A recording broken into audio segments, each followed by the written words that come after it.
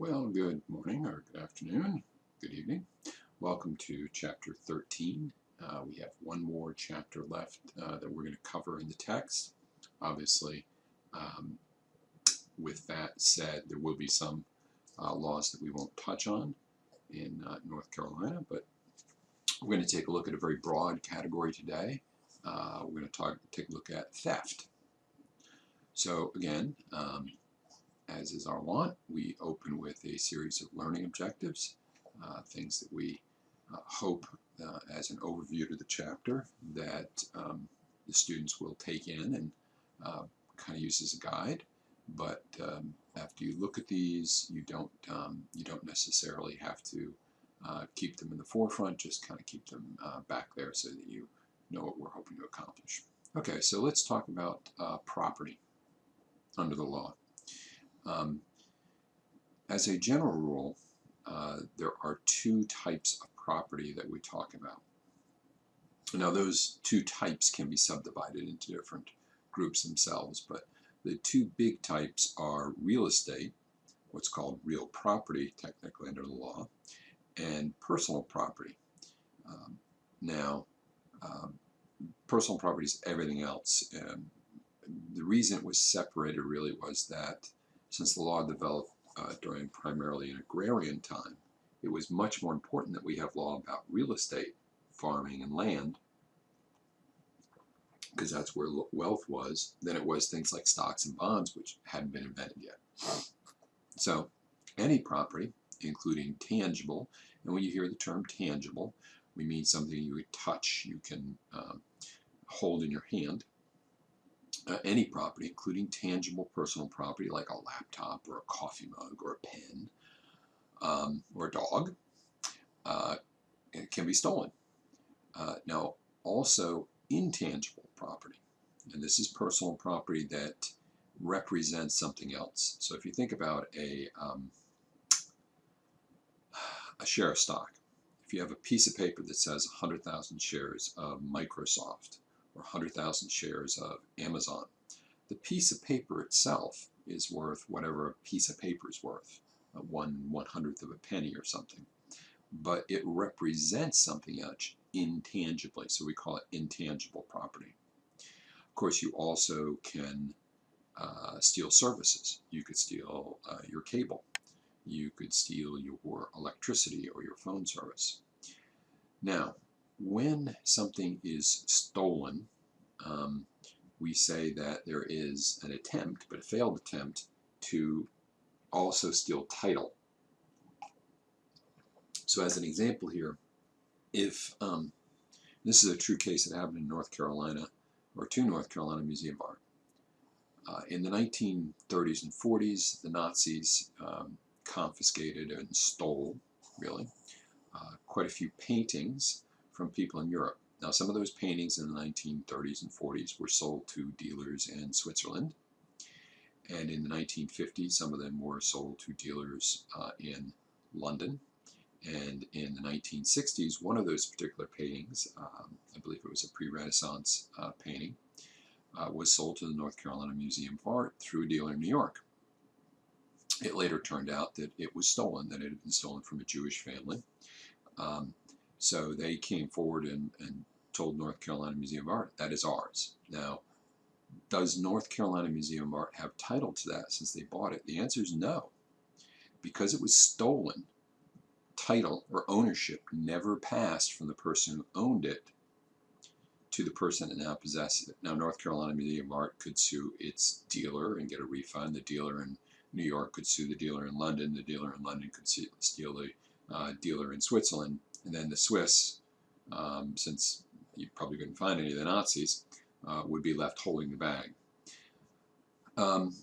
You cannot convey title to stolen property. Now, we also can divide property up into movable and immovable property. It's not a particularly useful way of looking at property, but your book does outline it. Okay, theft or larceny. Now, most states, particularly North Carolina, talk about larceny. although theft remains a term that's used, it's a little less precise than most lawyers or most legal scholars prefer. So we typically talk in the terms of larceny. And then, when I say we talk in the terms of larceny, we will subdivide that. So we have often what's called grand larceny, which is the felony larcenies, and then you have petite or misdemeanor larceny. Sometimes it's just called regular larcenies. And your book gives the example there that for some states they set it as $1,000. Now there's other ways, which we're going to look at in a minute for North Carolina, to make it a felony larceny. Okay, so in North Carolina we really have three basic larceny charges. Misdemeanor larceny, that's the minor larcenies, felony larcenies, the more serious larcenies, and then larcenies of a choice in action, or chosen action, excuse me. And a chosen action is really going to be a check, but we'll talk about that in just a bit. So both the felony and the misdemeanor larceny is found in North Carolina General Statute sections 1472, where the elements of misdemeanor are laid out, and then it says, okay, now if you want to make it a felony, this is what goes on. Whereas the other larceny is at 1475. Okay, so let's talk about the what is common to both in North Carolina, the general larceny charge and the misdemeanor larceny charge. You take the personal property, so it's not real estate. You can see that it's much easier to commit a larceny of personal property. It's easier to steal someone's pen than it is to steal their land. So you take the personal property of another that's in the possession of another in North Carolina. So you technically could be the owner of something and you could commit a larceny of it. So let's suppose I'd rented out my car to you and you'd given me $50 to rent the car for a day. And I give you the car keys in the morning, you're driving the car, you park it, it's noon, I come and I take the car back. That would be a larceny even though I'm the owner of the car because you had lawful possession at that point. You carry it away without consent of the possessor and with the intent to permanently deprive them of their use, and you have to know you're not entitled to it. Those are all the basics to get you to misdemeanor larceny and the beginnings to get you to felony larceny. So what gets you to felony larceny in North Carolina? Well, if you steal over $1,000, that's going to make it a felony, or if you steal from the person. So let's suppose I'm holding a book in my hand, and the book is only valued at $20, but I run up to you and I grab the book out of your hand. That would be a felonious larceny. If you do it during a burglary or any other type of breaking and entering crime, if what you steal is an explosive, that makes it a felony. If you steal a firearm, that makes it a felony. Now, if you steal with a firearm in North Carolina, that's what we call a sentencing enhancement. The general rule is, in a couple of crimes, that if you use a gun to steal, we're going to add, let's say in a bank robbery, we're going to add 60 months to your sentence. So you're going to get 5 extra years. If you steal a record or paper that is in the North Carolina State Archives, and we don't mean the college, NC State, we mean the State Archives.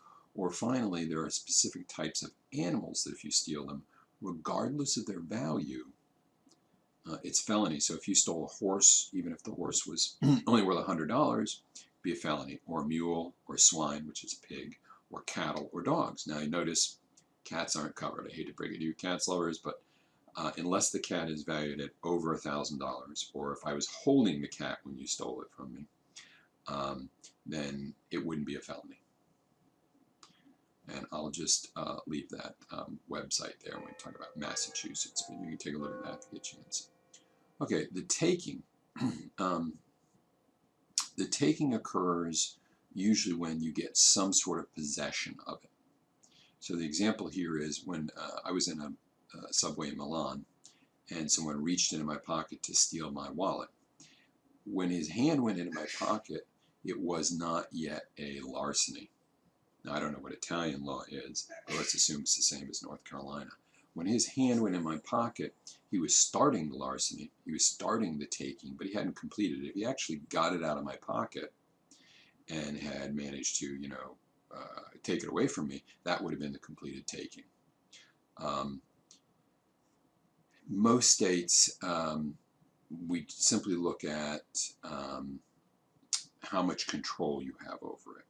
Now, real estate, again, real estate, I don't like to talk a lot about that with the larcenies, because there, what you're taking the property, it's true, but since the title to the property is represented by an intangible object, the deed, it's really when you take the deed or try to transfer the deed. But remember, of course, I say try because you never get good title if you steal. North Carolina says you only need the briefest moment of possession. I actually looked up some of these cases here, and the language, which is repeated in State versus Carwell, says severance of the good from the possession of the owner. That actually is a quote of a case that goes back to the 1830s, I believe. So if you don't get possession, again, let's go back to the pickpocket. He puts his hand in my pocket, but hasn't gotten it out yet. True, he has not yet committed the crime of robbery or larceny, but he has committed the attempt of that crime.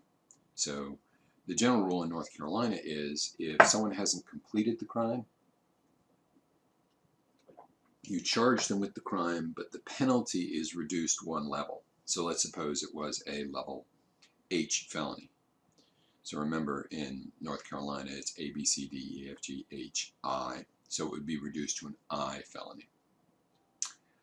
The property must belong to another. Now, it doesn't mean they have to be the owner. It just means they have to have lawful possession of it.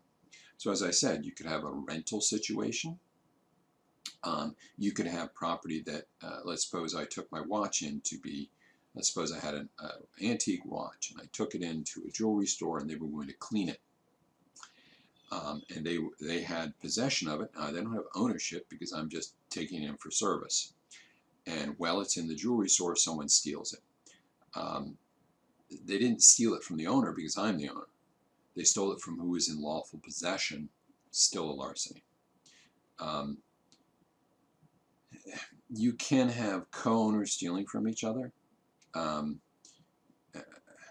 You can have examples stealing one's property. Again, these are fairly rare. And the thief example I'm not even going to touch because it's silly. You've already got one underlying larceny. There's no sense talking about the second one. But yes, you can have co-owners and you can steal one's own property.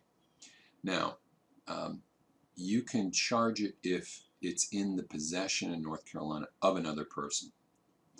And we're not concerned about the ownership, but who has the lawful right of possession here to have the larceny in North Carolina. Of course, you have to take it with the intent to steal. Now, what is the intent to steal? Well, in North Carolina, and in your examples here, we tend to use the term, the concept, did you try to permanently deprive the person who's in lawful possession, or the owner, because they can, usually they're going to be the same thing, but they don't have to be, of its use forever. So if you lose value, that's good enough. But let's suppose you accidentally take something. You don't have the intent. So the example there in your book's not terrible. You think there's an empty box at work. You know, everybody brings home paper boxes at some point from work. Maybe you're moving or something like that. So they've got those big, heavy construction boxes that hold copy paper.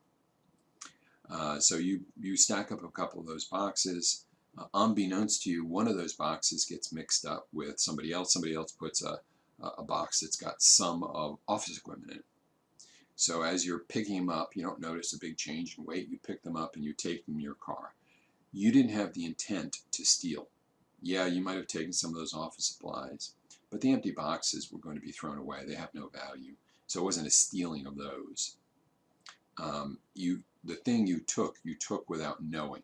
Now, if you don't return the goods, let's suppose there's something valuable in something you take. You take an empty box, you open it up, and there's, I don't care, a diamond ring. And you say, oh, lucky me, I'm going to keep it. Well, taking it, you didn't commit the larceny. Keeping it, you did. You have to return what isn't yours. And you can't take something simply because if you don't, someone else will. One of my favorite examples I used to give on a test in this course was you put a dollar bill in a machine for a Coca-Cola, and the Coke costs $1, and 2 Coca-Colas come out. You can take one, that's yours. What happens if you take the other? You're a thief. You've committed larceny. Is that your Coca-Cola? No, but it's just sitting there, they say. Well, it's not yours. Lots of things are just sitting there. It doesn't give you the right to take them. A mere temporary taking is not enough, but taking it someplace else than abandoning it can be sufficient. And we can look at the joyriding statutes in North Carolina. So not as common a crime, but I had a case once where someone I represented had borrowed another person's Jeep. They had taken the Jeep, driven off, came back with the Jeep, left it there. Now, they didn't ask permission or anything, they just took it. They were friends, but he just took the Jeep. It's not a larceny because he didn't intend to keep it, but he did use it. So we have in North Carolina a joyriding, or what we call in North Carolina, unauthorized use of a motor-propelled conveyance. So we can look to see if you're acting like it's permanently yours or not. If you're returning it, different story. Okay, shoplifting. Shoplifting is a very common crime.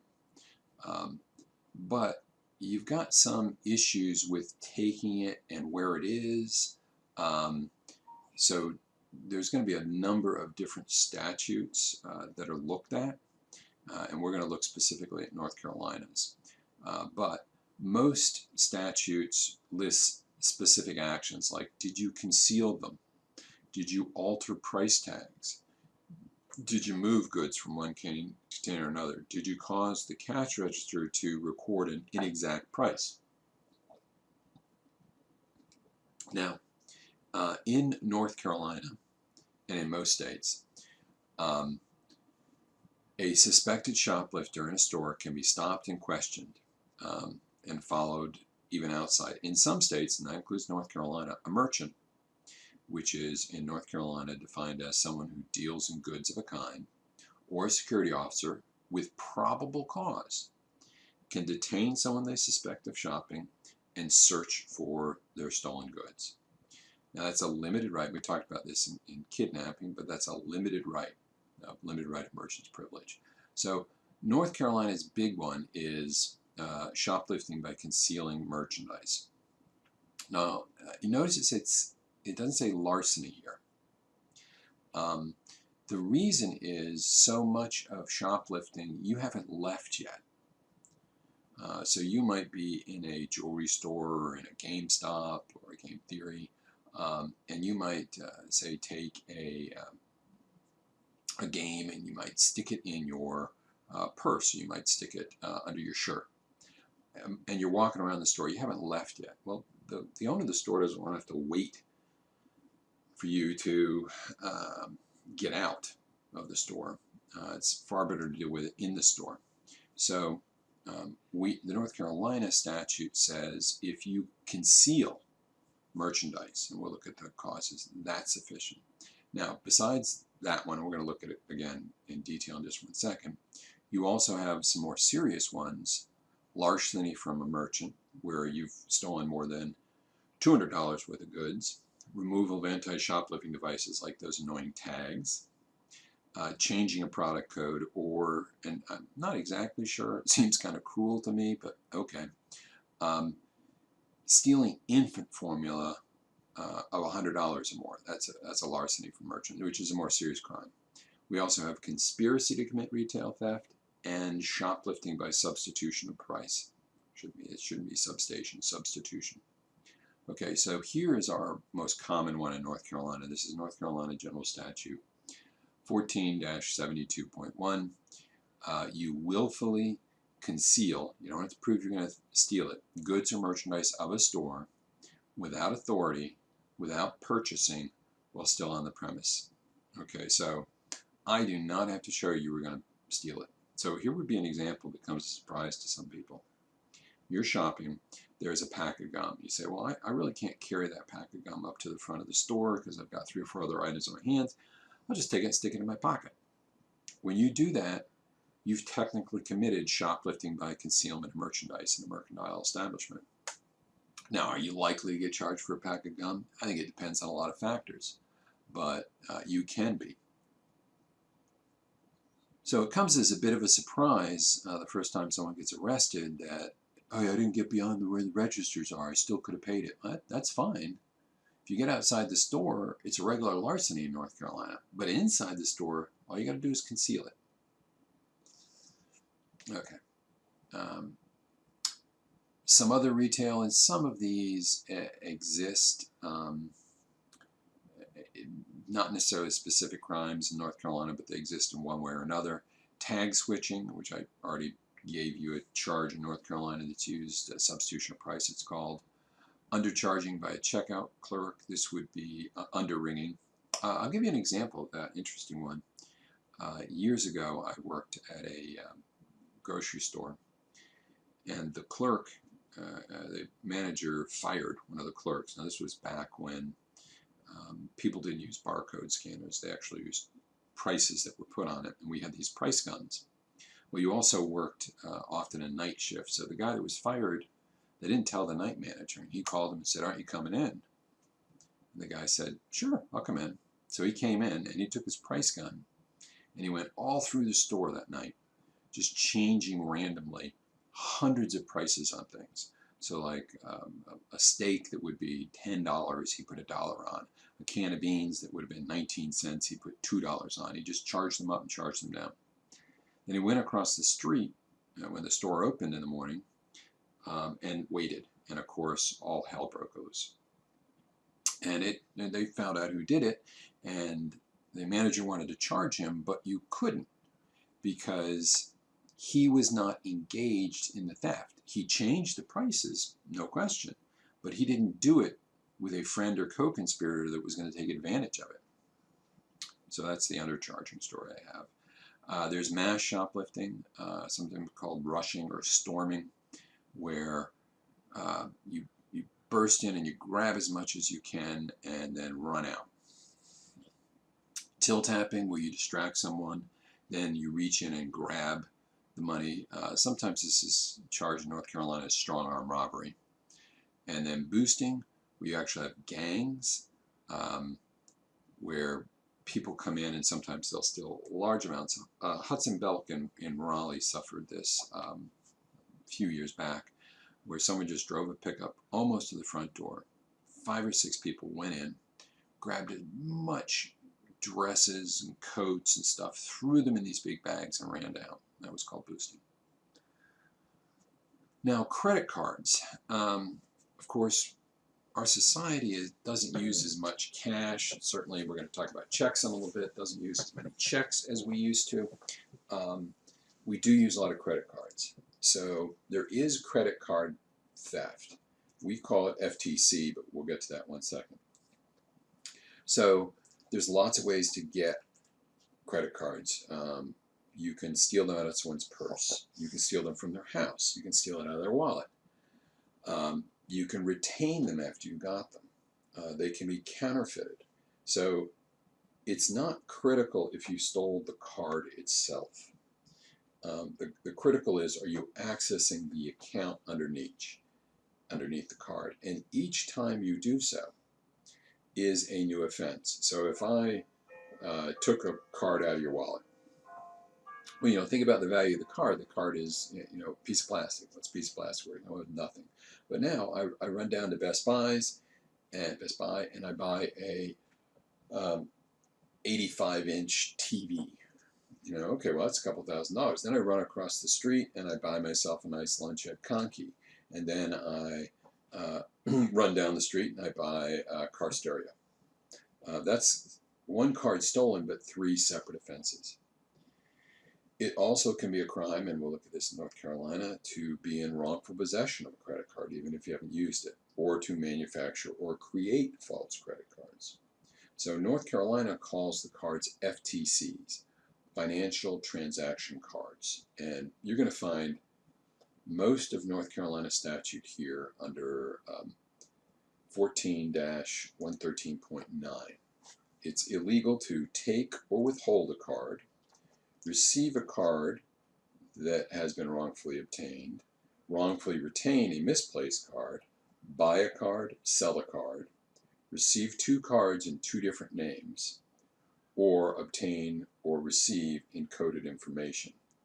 All of those fall under financial transaction cards. And we can also sue the other offenses if you commit a larceny in what you steal. All right, we'll talk now a little bit about checks. I wonder if I'm, God forbid, still teaching this class in 10 years, if we even will talk much about checks, because checks really are starting to disappear from circulation. They've been around a couple hundred years. They remain a problem. Sometimes people write a check that aren't good, but they do it by accident. So here would be an example. Let's suppose you're married, and you have $1,000 in your checking account, and you write a check for $500. Now, unbeknownst to you, your wife that day, or your husband that day, wrote a check for $700. So there was $1,000. They wrote a check for $700. Now there's only $300 in the account. Later in the afternoon, after they wrote theirs, you write one for $500, not knowing that there now is insufficient funds in the account. It's not a crime. So we do use some kind of unique terminology. Forgery for check violation is when you actually sign your name, a false name. So you have a check made out to John Doe, and you sign John Doe, and your name is, Bill Smith. That's forgery. Also, it's forgery if you change an amount. You have a check written to you for $1, and you just make it out to $10 or $100. Now, after you've forged it, which is a crime, we have uttering. Uttering, in North Carolina, the typical language for uttering is when you place a forged or a negotiable instrument in the stream of commerce. So basically, you give the check to someone in return for something. We have operation of check forged rings. We have passing forged checks or other counterfeit securities in interstate commerce. That's going to get the feds involved. So in North Carolina, the chosen action. Here was the problem. At the common law, certain debts, like checks, were not recognized as property with the value of the debt. So if you wrote a check for $1,000 and it was stolen, under the common law, that was just a theft of the piece of paper. So that's a misdemeanor. Well, if you stole a $10,000 check and cashed it, there's a $10,000 loss. So North Carolina said, all right, we're going to create a specific larceny of these. And you hear people call it choice. It could be chosen action, it's more properly. But North Carolina General Statute 1475 makes this a larceny. Then uttering, as I said, is to place a negotiable instrument in the stream of commerce. So how do you do that? You pay for something with it. You get a fake check or a forged check, and you pay for something and receive something. Now, this is also going to be a worthless check, but that's uttering. All right, so North Carolina has a number of worthless check offenses. Most of these, again, are in the 14100s. North Carolina General Statute, Chapter 14, Section 107 covers the first 3. Worthless check, the general worthless check, making it uttering. Then you've got worthless check on a non-existent account, worthless check on a closed account. Those are all under 107. Then we have a separate crime, if you actually get something, called obtaining property for a worthless check. Forgery. We'll talk a little bit about forgery. Now, obviously, you can forge a check. You can forge a check by changing numbers on it. You can forge a check by signing someone's name on it. You can also commit forgery of other legal documents, such as a will. Pretty rare, but it happens. Written instruments typically is forgery, though. And that's going to be checks or stocks or bonds, things like that. So North Carolina has common law forgery. Then we have uttering of forged paper. And then we have counterfeiting and concealment of such instruments. Check kiting schemes. What happens here is they're illegal. You establish an account at one bank, and they run a large check on that account, which is deposited in a second. And while it's going through the clearing process, you withdraw it from the second account. That's check kiting. That's illegal. All right, well, that gets us right at half an hour, which is, I think, pretty good. Other than that, we will move on. We have one more chapter, and we're done.